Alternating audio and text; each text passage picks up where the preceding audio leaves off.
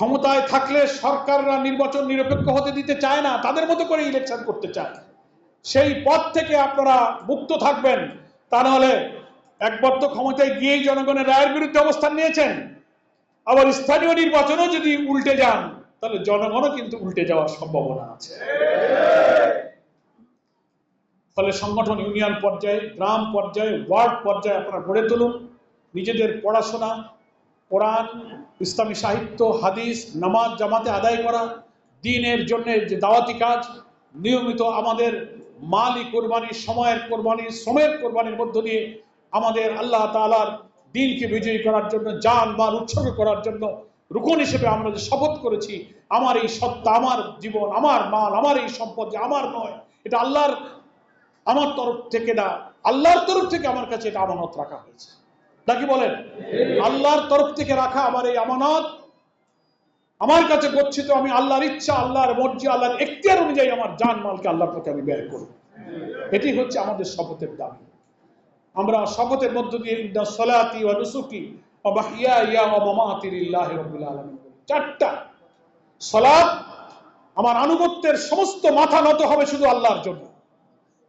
নুসুকি, আমার সব কুরবানি, ত্যাগ, তিতিক্ষা, রাত জাগা, না খাওয়া, নির্যাতন, এক ফোঁটা রক্ত, মানুষের তুচ্ছ নির্যাতন, গালিগালাজ, যা কিছু আমার জীবনের স্যাক্রিফাইস, সেটা আল্লাহর প্রতি আমি শুনতে রাজি আছি।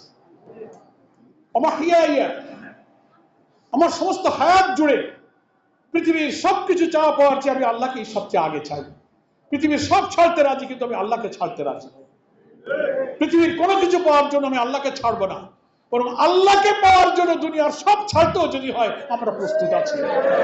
এটার অর্থই হচ্ছে মাহইয়া, আমার জীবনের সমস্ত শক্তি, মেধা, চিন্তা, বুদ্ধি, ক্ষমতা, জ্ঞান যা আল্লাহ আমাকে দিয়েছেন সবটা আমি আল্লাহকে দিয়ে দেব।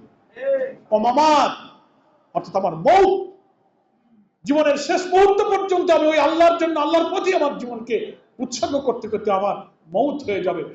এই জন্য বলা হয়েছে লিল্লাহি রাব্বিল আলামিন। আমার এই সমস্ত সত্তা, সমস্ত আনুগত্য, আমার কোরবানি, আমার জীবনের সব সহায় সম্পদ, শক্তি, মৌত পর্যন্ত আল্লাহর দ্বীনের জন্য ব্যয় করতেই থাকবো।